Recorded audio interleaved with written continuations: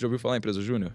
Já ouvi falar. É um movimento bem bacana, cara. Empresa júnior é basicamente assim, é uma empresa que existe dentro do ecossistema da faculdade que é gerida 100% por alunos universitários. Um monte de adolescente eminento lá que está negociando com cliente, fazendo estratégia de marketing, que está escrevendo balanço patrimonial da empresa, fazendo DRE, que está fechando negócio, que está na prática atuando como é a vivência no mercado.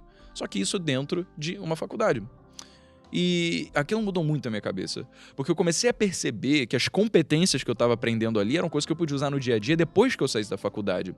E aquilo que eu estudava em termodinâmica, mecânica dos fluidos, essas coisas que eu via na faculdade não tinham, sabe, uma máquina poderia fazer a conta que eu estava fazendo naquele momento ali, entendeu?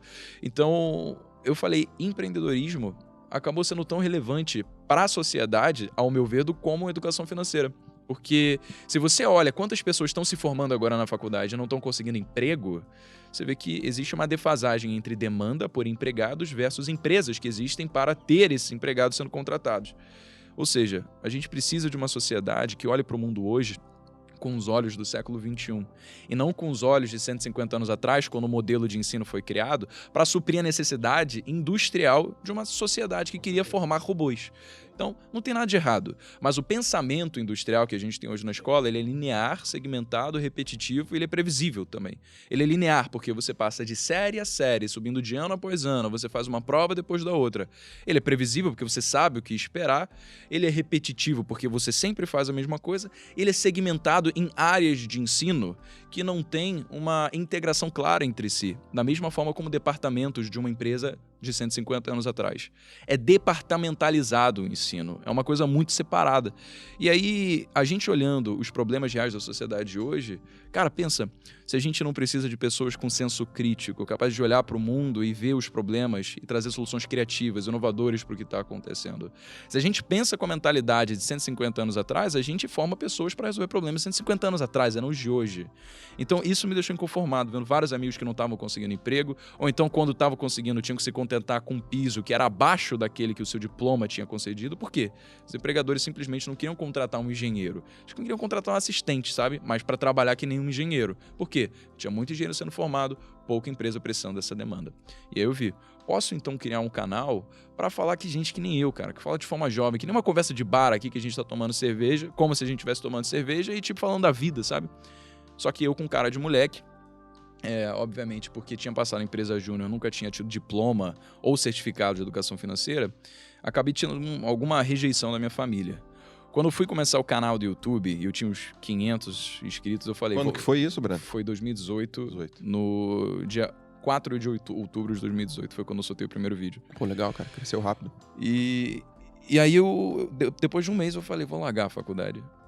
O que pode parecer que é uma loucura, mas a gente não deve se confundir com a análise crítica da circunstância em que eu vivia na época. Eu sabia que, mesmo apesar da rejeição, eu não seria expulso de casa, ainda ter comida na minha mesa, ainda ter cama onde dormir. Ou seja, eu estava num ambiente muito favorável para fazer uma análise fria e calculista do pior que poderia acontecer caso eu largasse a faculdade. Eu não larguei, de fato, eu tranquei. Eu ainda ter 2 anos para voltar para o mesmo lugar, para as mesmas pessoas, mesmos professores, muitas vezes até para os mesmos amigos, porque na engenharia a galera fica, né? Então, o que ia acontecer é que, cara, eu queria tentar. A pior coisa que eu via para mim era poder olhar para trás, era talvez olhar para trás e pensar, putz, e se eu tivesse tomado a iniciativa e eu não tomei? Eu não queria sentir isso, sabe? E aí, eu abandonei a faculdade, falei, eu vou focar agora tudo da minha vida para fazer esse negócio do YouTube dar certo. Daí foi o que aconteceu, cara. Eu comecei uma rotina frenética de acordar 4h30 e dormir às 10, fazer exercício para conseguir ter um corpo que sustentasse a mente, e foi crescendo. Chegou num momento onde cada dia estava tendo gente que estava acompanhando ali, e isso foi talvez até um pouco perigoso para minha família, que o meu tio, que é uma pessoa que eu admiro demais, irmão da minha mãe, tem um dia que ele me ligou, quando ele viu que as coisas estavam começando a engatar e que eu realmente não estava com o menor prospecto de voltar para a faculdade, ele falou, Brenão, isso não vai dar certo. Você é um curioso aos olhos dessas pessoas. Você não tem diploma, você não tem nada que vá respaldar a credibilidade para as pessoas olharem para você como uma figura de autoridade. O que vai acontecer, as pessoas vão ver um moleque, vão ver alguma coisa, mas você nunca vai ser ninguém fazendo isso, porque você não tem o diploma.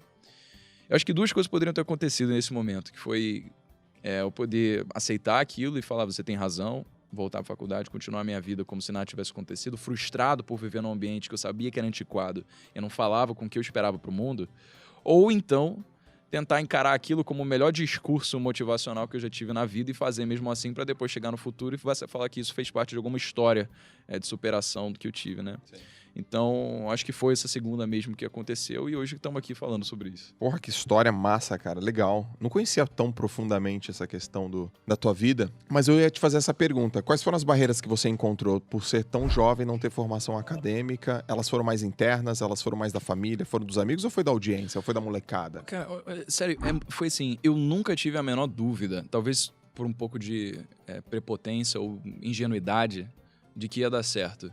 Porque a única referência que eu tinha era dos livros que eu estava lendo na época, aqueles Segredos da Mente Bilionária, Pai Rico, Pai Pobre, Pense em Riqueza, obras clássicas para as pessoas que estão querendo buscar sucesso na vida. Tudo que eu queria era ser bem-sucedido. Era a única coisa que eu queria.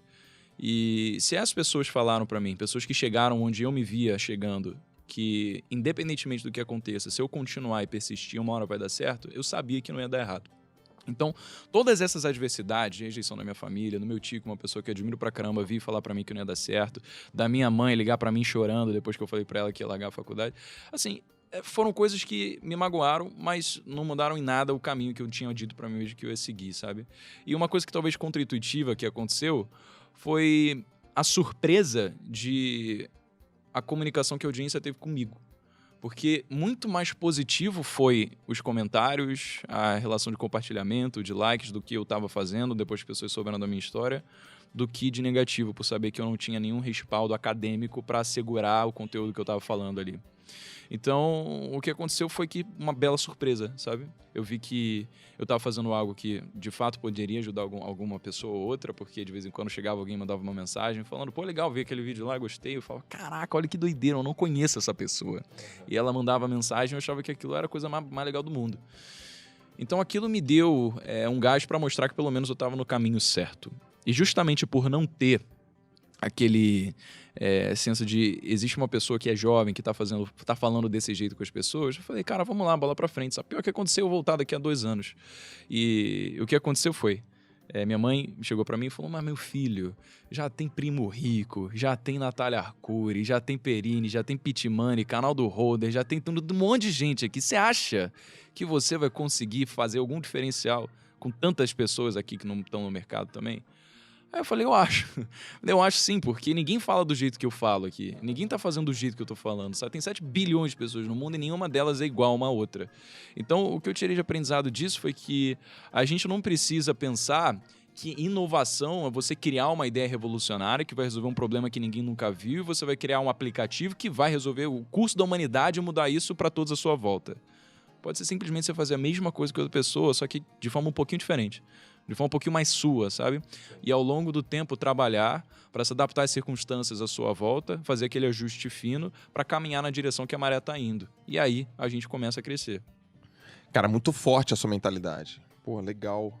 Incrível, cara. Caraca. Agora, antes de você monetizar no YouTube, com o curso, com o teu negócio, como é que você se mantinha nesse período de construção? Então, cara, eu tive uma situação muito confortável, assim. Eu não acho que eu sou parâmetro para a história de superação, porque existem pessoas que vivem numa realidade que é absolutamente adversa, teriam muito mais dificuldade do que eu. Eu tive o luxo de ter a cama, de ter a comida, de ter o teto e de saber que, cara, eu não ia perder isso, mesmo se eu fazendo uma coisa que a minha família não acreditava que ia. Então foi uma coisa muito calculada, sabe? Eu pude ser mantido. Depois de uns meses, depois que a receita do AdSense começou a surgir, parcerias começaram a entrar, então eu pude isentar o custo que a minha mãe tinha sobre mim enquanto eu só estava trabalhando e não estava recebendo nada.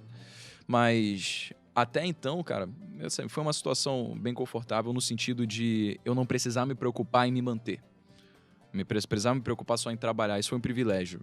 Porque eu pude fazer isso. Eu podia sentar e ficar 10 horas trabalhando, 12, 14 horas no dia direto, sem precisar me preocupar, porque eu sabia que de manhã eu ia ter um café da manhã ali que estava me esperando.